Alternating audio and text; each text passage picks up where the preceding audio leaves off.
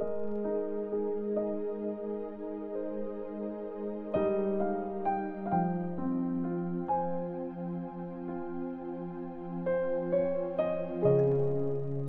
Corinthians chapter 11. Si Paul at ang mga hindi totoong apostles. Pagpasensya niyo na itong konting kabaliwan ko. Pagbigyan niyo muna ako. Sobrang concerned ako sa inyo, gaya ng Diyos.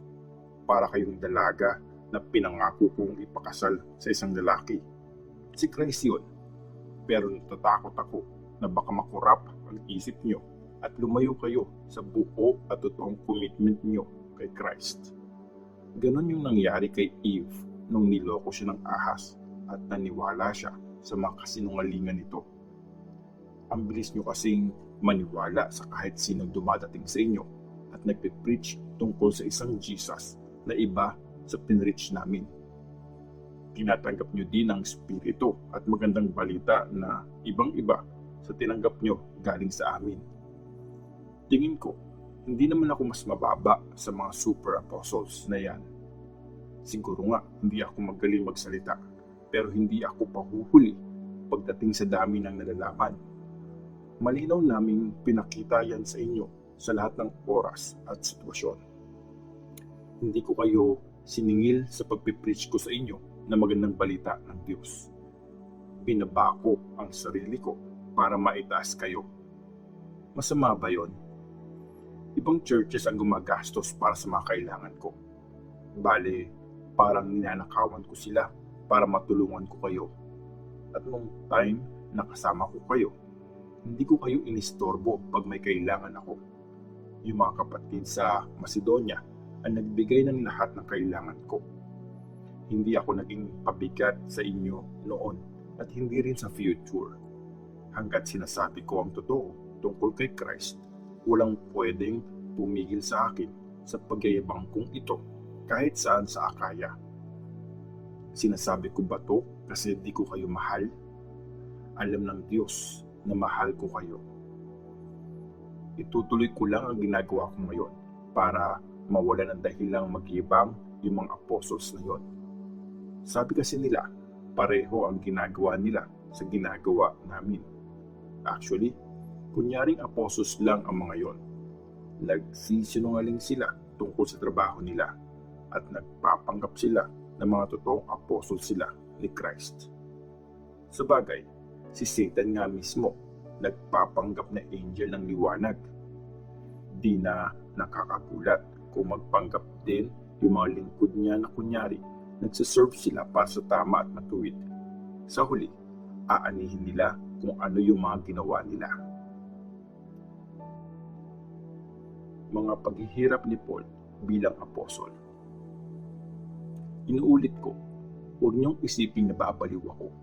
Pero kung ganun ang iniisip niyo, sige lang, basta tanggapin niyo ako para makapagyabang naman ako kahit papaano. Pag nagyayabang ako ng ganito, hindi galing sa Panginoon ang sinasabi ko. Nagyayabang lang ako na parang baliw. Pero total, maraming nagyayabang tungkol sa mga nagawa nila. Magyayabang din ako. Ang tatalino nyo kasi, kaya pinagtsatsagaan nyo ang mga loko-loko. Hinahayaan nyo lang pag inutus-utusan kayo na parang alipin. Pag inaabuso kayo, pag may nag-take advantage sa inyo, nag-iinsulto, o pag may nananampal sa inyo. Nakakahiyang aminin, pero masyado kaming mahina para gawin ang mga yan. Pero kung kaya nilang magyabang, kaya ko rin. Para na akong baliw na nagsasalita ngayon. Mga Hebrew ba sila? Ako rin.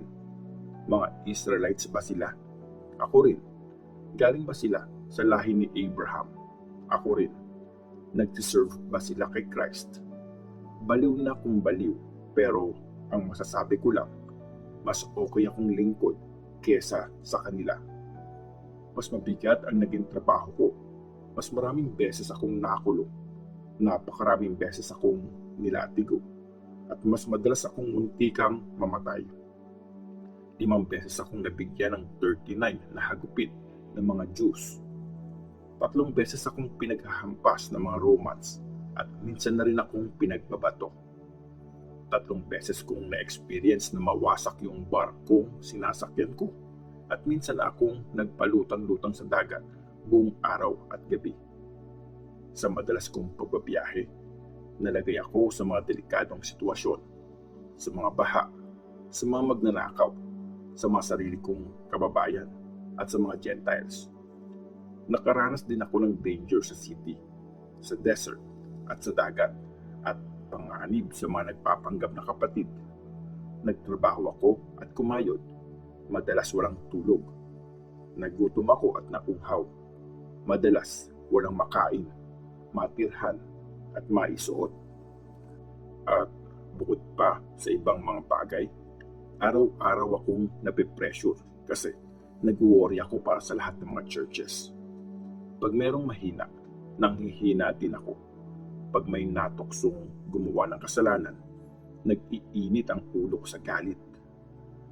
Kung kailangan kong magyabang, ipagyayabang ko ang mga bagay na nagpapakitang mahina ako.